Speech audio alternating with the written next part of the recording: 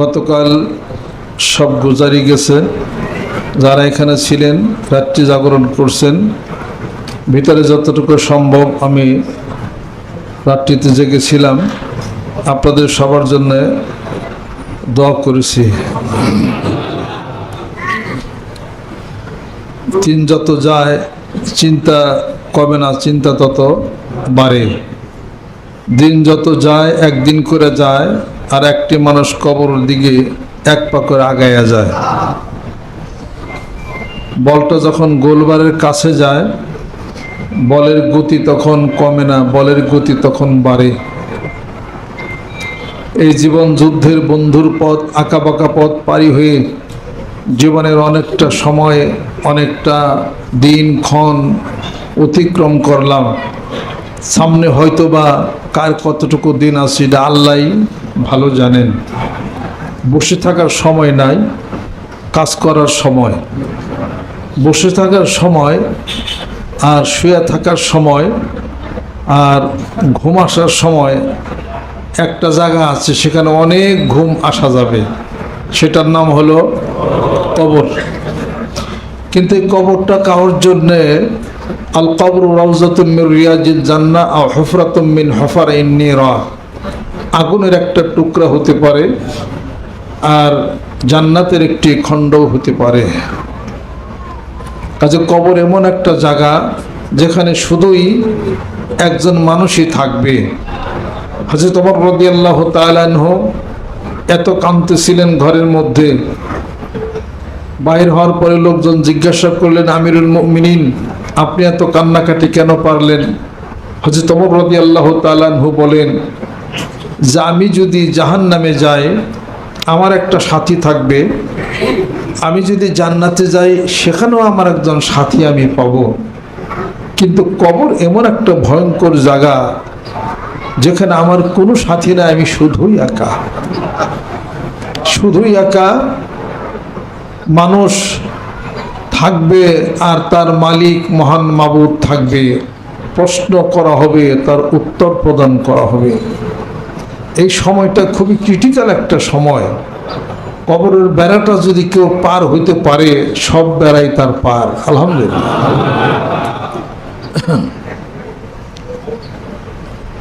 কবরে তিনটি প্রশ্ন করা হবে, মার রব্বুকা ওয়া মা দীনুকা ওয়া মান নাবিয়ুকা, তোমার রবকে, তোমার দিন কি, তোমার নবীকে। প্রায় ওয়াজে আমরা এটা বলে থাকি, মৃত্যুর কথা প্রত্যেক ওয়াজ বয়ানে বলতে হয়। এটা গদ বান্দা ওয়াজ না। তার কারণ কবরের প্রশ্নের উত্তর 5টা 6টা হবে না, কোনো আলেম বলতে পারবে না, বলতে হবে 3টাই। কি প্রশ্ন করা হবে এটাও বলতে হবে। অতএব হাদিস শরীফ দিন দিন যাবে আর বানাবেন তা না, ওই হাদিস শরীফ একটাই, এটাই বলতে হবে, ইন্নামাল আ'মালু বিন্নিয়াত ওয়া ইন্নামা লিকুল্লি ইমরিইন মা নাওয়া, ফামান কানাত হিজরাতুহু ইলাল্লাহি ওয়া রাসূলিহি ফাহিজরাতুহু ইলাল্লাহি ওয়া রাসূলিহি ওয়া মান কানাত হিজরাতুহু ইলা দুনিয়া ইউসিবুহা আও ইমরাতিন ইয়াতাযাওয়াজুহা ফাহিজরাতুহু ইলা মা হাজারা ইলাইহি মুত্তাফাকুন আলাইহি। নিয়তের হাদিস শরীফ একই অর্থ, একই কথা, একই হিসাবপত্র, যেখানে যান এটাই আপনাকে বলতে হবে। আজকে যারা আসছেন এখানে, অনেক সেদিন একটা সংবাদ শুনে অনেক খারাপ লাগছে, মনের হৃদয় থেকে শুনি, সব সংবাদই শুনি, কিন্তু কিছু কিছু আফসোস হয় যে মানুষ বেঁচে থাকতে মানুষ সতর্ক আমরা হইতে পারি না। আজকে দেখেন ব্যবসা বাণিজ্য, টাকা পয়সা, গাড়ি বাড়ি সব কিছু আপনার হইল, ঢাকায় জায়গা রাখলেন, এটা হইল, টাউনে জায়গা রাখলেন, সব কিছু হইল। কবরের জন্য কিন্তু একদিন সময় জায়গা আপনি আমি রাখি নাই। মৃত্যুর পরে ছেলে সন্তানরা কি করবে? দ্বিধাদ্বন্দ্বের মধ্যে ভুগবে, কোথায় পিতাকে রাখা যাবে, কোন জায়গায় রাখা যাবে, এটা নিয়ে অনেক কিছুই দ্বিধাদ্বন্দ্বের মধ্যে পড়ে যাবে। আমি মাঝে মাঝে আমার বক্তব্যের মধ্যে আমি বলে থাকি যে গণকবরে কবরস্থ হয়েন না, গণকবরে কবরস্থ হয়েন না।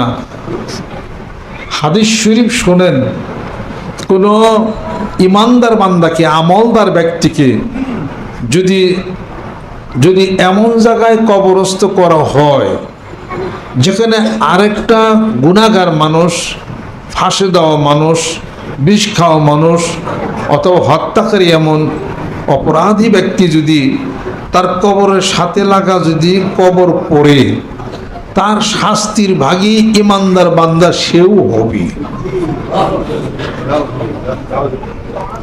অতএব জানা যায়, এই জন্য বলা হয় গণকবরে কবরস্থ হয়েন না।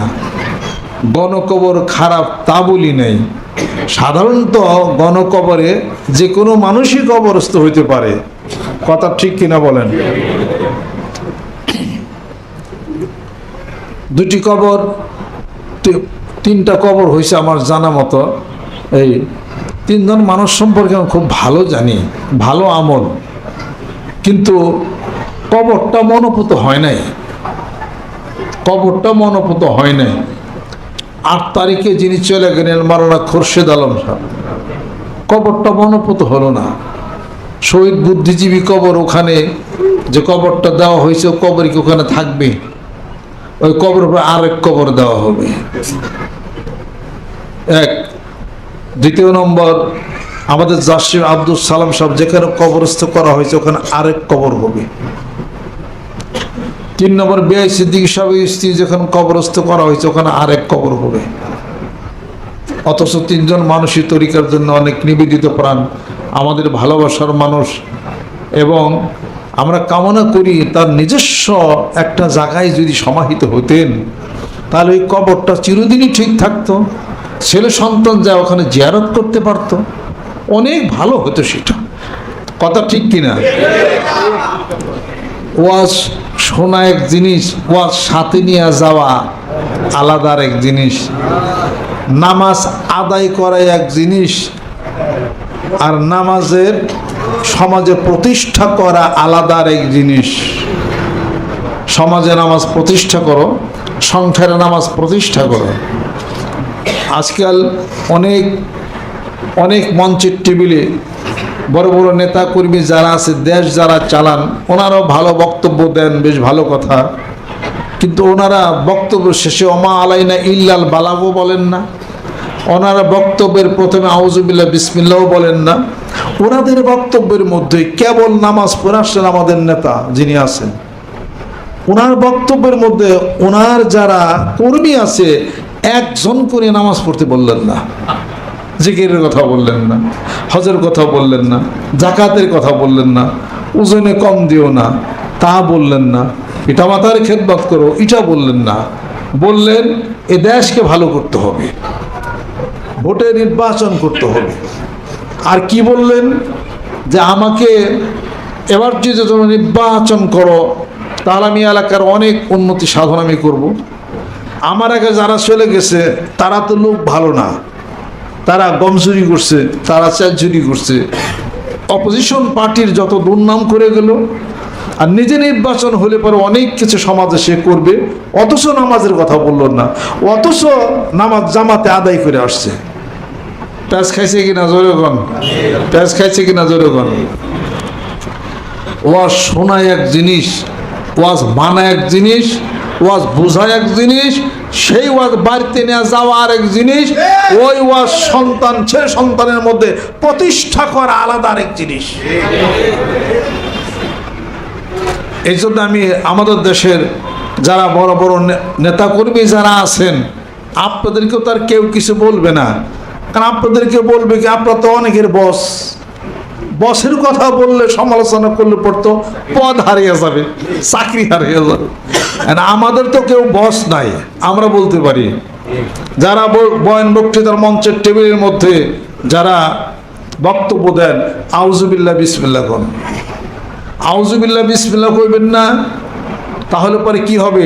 দম্বরিদা, লেস কাটা হয়ে যাবে, বরকতহীন কিন্তু হয়ে যাবে এই বক্তব্য। মুসলমান হিসাবে বিসমিল্লাহির রহমানির রহিম পড়েন, আউযুবিল্লাহি মিনাশ শাইতানির রাজিম পড়েন, আউযুবিল্লাহি মিনাশ শাইতানির রাজিম বিসমিল্লাহির রহমানির রহিম পড়েন, একটা কোরআন শরীফ আয়াত বলেন। সকালে কোরআন শরীফ পড়ি, বিকালে কোরআন শরীফ পড়ি, বক্তৃতার মঞ্চে কোরআন শরীফ তেলাওয়াত কেন করেন না? এটা কেন বলেন না? গোটা বিশ্ব পৃথিবী যিনি চালাইলেন, মানব যিনি চালাইলেন, এই মানুষের এই গোটা বিশ্ব পৃথিবীর জন্য একটা কেতাব আছে, দ্য নোবেল আল কোরআন আল কারিম। সুবহানাল্লাহ। এই কোরআনুল কারিম হাতে নিলে, কোরআনুল কারিম জামাত ইসলামের, কোরআনুল কারিম বিএনপির, কোরআনুল কারিম আওয়ামী লীগের, কোরআনুল কারিম গোটা বিশ্ব পৃথিবীর মানুষের জন্য, কল্যাণের জন্য। সুবহানাল্লাহ। আর এই কোরআনুল কারিম তাদেরকে রাস্তা দেখাবে, হুদাল্লিল মুত্তাকিন আল্লাযীনা ইউমিনুনা বিল গায়ব ওয়া ইউকিমুনাস সালাতা ওয়া মিম্মা রাযাকনাহুম ইউনফিকুন। তাদেরকে কোরআনুল কারিম রাস্তা দেখাবে যারা নাকি মহান মাবুদকে ভয় করে, নামাজ প্রতিষ্ঠা করে, আল্লাহ যা রিজিক দিয়েছেন তার থেকে নেকের কাজে খরচ করে। যেরকম সুবহানাল্লাহ। লিতুখরিজান নাসা মিনাজ যুলুমাতি ইলান নূর। এই কোরআনুল কারীম নাযিল করেছেন আল্লাহ পাক তার রাসূলের উপরে, যাতে মানব সকলকে অন্ধকার থেকে আলোর দিকে নিয়ে যাবে। যেরকম সুবহানাল্লাহ। অতএব এই সমাজকে আলোর দিকে নিতে গেলে আপনি নেতৃত্ব দেন, কোরআনুল কারীম হাতে নেন। অথবা না নিতে পারলেও কোরআনুল কারিমের আয়াত বলেন। যেখানে কোরআন আছে সেখানে আলো আছে, যেখানে হাদিস শরীফ আছে ওখানে আলো আছে। যেরকম সুবহানাল্লাহ। বিসমিল্লাহির রহমানির রহিম। তার একটা বরকত বলে দেন। গাছ লাগানোর অভিযান করেন, বৃক্ষরোপণ অভিযান করেন, বৃক্ষ মেলা করেন। এই বৃক্ষরোপণ অভিযানের সবচেয়ে বড় অভিযান কে করেছিলেন আগে? মুহাম্মদ মুস্তাফা সাল্লাল্লাহু আলাইহি সাল্লাম। তিনি বলেছেন, মামিন মুসলিমিন ইয়াহরুসু হারসান ওয়া ইয়াগরুসু গারসান ইয়াকুলু মিনহু তারিউল বাহিমা ইল্লা কানাত বিহি সাদাকাতুল্লাহ। কোন মুসলমান একটা বৃক্ষ রোপণ করবে, সেই বৃক্ষ থেকে অন্য কোনো মানুষ কিছু উপকৃত হবে, ফল খাবে। বিজ্ঞান আবিষ্কার করছে ওই বৃক্ষ থেকে অক্সিজেন সাপ্লাই হবে, ওই অক্সিজেন মানুষে পাবে, এটাও উপকার আবিষ্কার হচ্ছে। যেরকম সুবহানাল্লাহ। এটা সৎকা হয়ে যাবে, মানবতার কাজ হবে। যেরকম সুবহানাল্লাহ। এখন থেকে ১৫০০ বছর আগে কে বলেছেন এই কথা? মুহাম্মদ সাল্লাল্লাহু আলাইহি সাল্লাম বলেছেন। আল্লাহ নবী সাল্লাল্লাহু আলাইহি সাল্লাম হাদিস শরীফের মধ্যে ইরশাদ করেন, তোমরা যদি নিশ্চিত জানো কিয়ামত প্রতিষ্ঠা হয়ে যাচ্ছে, আকাশ ভেঙে চুরমার হয়ে গেল, তখনও বসে থেকো না, একটা গাছ লাগাও। এ কথা আপনি নেতা কর্মী আপনি যদি কর্মীদেরকে বলতেন, তাদের ঈমান পুক্ত হইতো কিনা? তারা রাসূলকে বেশি মহব্বত করতো কিনা? হাদিস শরীফকে বেশি মানতো কিনা? যখন আপনি কিসের ওয়াজ করেন? আপনি ওয়াজ শেখে জায়গারা, আপনি ওয়াজ জানেন, আপনি বক্তৃতা জানেন না। তোমরা যত বড় বক্তৃতাই দেন, আল্লাহ বলেন আমার বক্তৃতার উপরে কোনো বক্তৃতা নাই, সেটা হলো আল কোরআনুল কারীম। আমি যা বক্তব্য দিছি, এ ভাষণ, এ কোরআনুল কারীম কালামুল্লাহ। কালামুল্লাহ অর্থ মানে আল্লাহর কালাম, আল্লাহর কথা, আল্লাহর বক্তব্য। এর স্বাদ হচ্ছে কোরআনুল কারীমের মধ্যে। যেরকম সুবহানাল্লাহ। এমন কোন মানুষ পৃথিবীর বুকে, জ্ঞানী গুণী মহাজন, যে কোনো লাইটের, কোনো দিকের, কোনো ইলম, কোনো জ্ঞান, কোনো তত্ত্ব, কোনো তথ্য, কোনো কিছু কোরআনুল কারীমের মধ্যে নাই। বুর্জ বলেন, টাওয়ার বলেন, টাওয়ার কাকে বলা হয়? বুর্জ কাকে বলা? ওয়াসসামা ইজাতিল বুরুজ। আল্লাহ পাক সূরা বুরুজের মধ্যে আল্লাহ পাক বলছেন, এই বিশাল বিশাল টাওয়ার খবর কোত্থেকে আসে? এটা কিসের টাওয়ার? এই বুর্জ সমৃদ্ধ আকাশের, অর্থাৎ এই বড় বড় নক্ষত্র রাজি দ্বারা সুসজ্জিত করেছেন আল্লাহ আকাশ। এই আকাশের কসম করে আমি বলি, সুবহানাল্লাহ। এগুলো আল্লাহ পাক বলেছেন কোরআনুল কারীমের মধ্যে। আমি আপনাদের খেদমত আরজ করতে চাই, যে কোরআন জানবে না সেই ব্যক্তি মারামারি করবে, যে হাদিস শরীফ জানবে না সেই মারামারি করবে।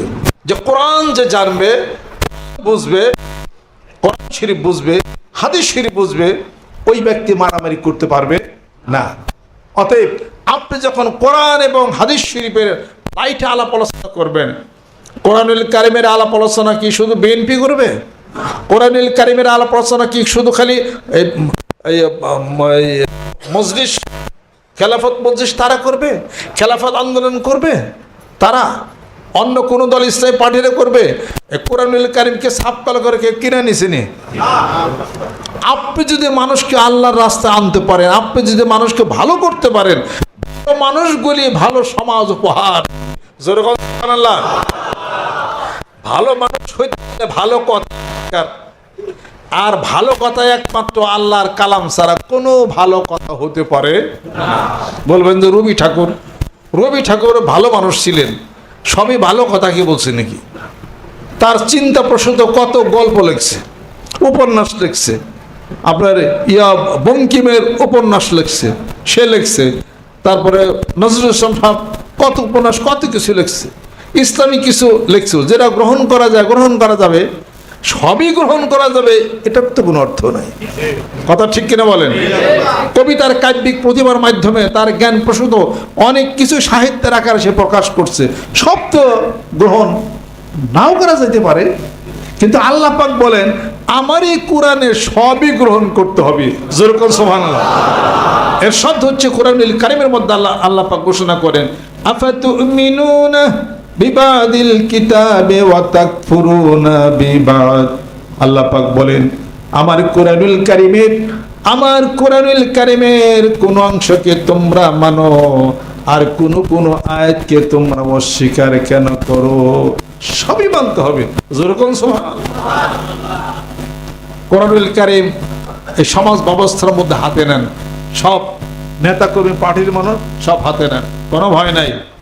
কোরআনুল কারীমে হাতে নেই না, ইসলামের কথা বলি না, নামাজের কথা বলি না, হজের কথা বলি না, জাকাতের কথা বলি না, কোরআন হাদিস শরীফের আলাপ আলোচনার মাধ্যমে শিক্ষা ব্যবস্থার কথা বলি না, বিধায়ী এই সুযোগটাও অন্য কেউ নিতেছে। কথা ঠিক কিনা বলেন? আপনি যদি সুযোগটা নেন তারা চান্স পাবে না। কথা ঠিক কিনা বলেন? মানিকগঞ্জে আমাদের তুতা মিয়া মারা গেছেন, উনি ওই নৌকা তখন বালি বায়, তখন কয়েকজন লোক এই নৌকার মধ্যে ওনারা গেছিলেন, যার মধ্যে নদীর পাড়ে সাধারণত গ্রাম দেশের মেয়েরা সন্ধ্যার আগে গোসল করতে আসে, বিকালে কাজটা সারার পরে। তো ওই নৌকার মধ্যে একটা ছেলে আছে, একটু দুষ্ট কিসিমের আর কি। তো নৌকা বাই যাইতেছে আর ওই মেয়েদের দিকে গোসল করতেছে, তাকাইছে আর একটু পানি বুনি আবার ছিটা দিছে। তারা যাই করছে কি তাদের বাড়িতে পুরুষদের কাছে বলে গেছে, কই ওই নৌকা যাইতেছে, ওই সারা আমাকে দিকে তাকিয়ে আসলো, পানি ছিটিয়ে দিছে। তারা যে নদীর পাড়ে গোসল করতেছে সেটার কোনো দোষ হইল না।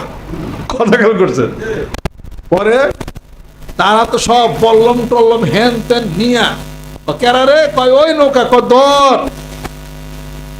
শেষ পর্যন্ত সবাই যায় নৌকারে ধরছে, উম পড়ছে নৌকার ভিতরে যে পলাইছে। সে মহিলার কইছে কেরা, হ্যাঁ ওনাকে মধ্যে কয় গেল কোন জায়গায় গেছে, মনে হয় পলাইছে। এসে তোতা মেয়ে কয় অবস্থা যেরকম খারাপ, ওরা তো ধরা পারলো, আরে কাশিতে জব করে আলো একবারে। কয় শেষ পর্যন্ত করলাম কি, কয় ভাই আপনার কাছে মাপ চাই, আমি হইলাম এই নৌকা নিয়ে আইছি, পোলাবান মানুষ বুঝার ভাড়া নাই, কয় পোলাবান বুঝি না, আমার কাছে চাইরা দেন। কি একটা ব্যাঘাত অবস্থা। পরে তার পোলাবান বুঝতে পারে নাই, আমি বিচার করে দিতেছি, আপনারা খারে দেখেন। এ কথা কয়া এর ভিতর তোর টাইনা বাইরে করে পরে স্যান্ডেল তো বাড়ি। আর আপনার তুই এরকম করছো, সমান মারছ, স্যান্ডেল দেখলে বাড়ির উপরে বাড়ি খালি। যারা আইসল ওরা মারবার লেগে, তারা কয় আমরা পারম কি ওই দিতে বাইরে ওরা ঠিক করতেছে। বাইরে বেড়ে থাপড় তুপড় দিয়া কয় ভাই মাফ চাই, কয় জান গা এ পদ্মা আর আইসেন না আপনারা নৌকা লইয়া। শেষ পর্যন্ত নৌকা নাইছে। তোতামে কয় আমি যদি তোরে না মারতাম, যদি সাইরা দিতাম, ওরা মারলে কেমন হইতে এটা কতই, ওরা মারার আগে তোরে শাসনকে সম্মান বাঁচিয়ে নিছি। ধরে গান ঠিক কিনা? কোরআন শরীফের কথা বলবেন না, নামাজের কথা, হজের কথা, জাকাতের কথা বলবেন না, ওয়াজ করবেন কি তেলে? আপনারা বলেন না অন্য কেউ সুযোগ নিস, আপনি নামাজের কথা বলেন, আপনি জাকাতের কথা বলেন, আপনি হজের কথা বলেন, আপনি জিকিরের কথা বলেন, আপনি গোটা সমাজটা সুন্দর ভালো হয়ে যাবে ইনশাআল্লাহ তাআলা। বলবেন নামাজ পড়লে জিকির করলে মানুষ ঠান্ডা হয়ে যাবে, আন্দোলন করবো কারা? কথা ঠিক কি রাখো? এটা যেমন